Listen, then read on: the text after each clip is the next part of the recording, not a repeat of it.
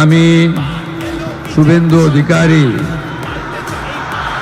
ঈশ্বরের নামে শপথ করিতেছি যে বিধি দ্বারা স্থাপিত ভারতের সংবিধানের প্রতি আমি অকৃত্রিম নিষ্ঠা ও আনুগত্য পোষণ করিব।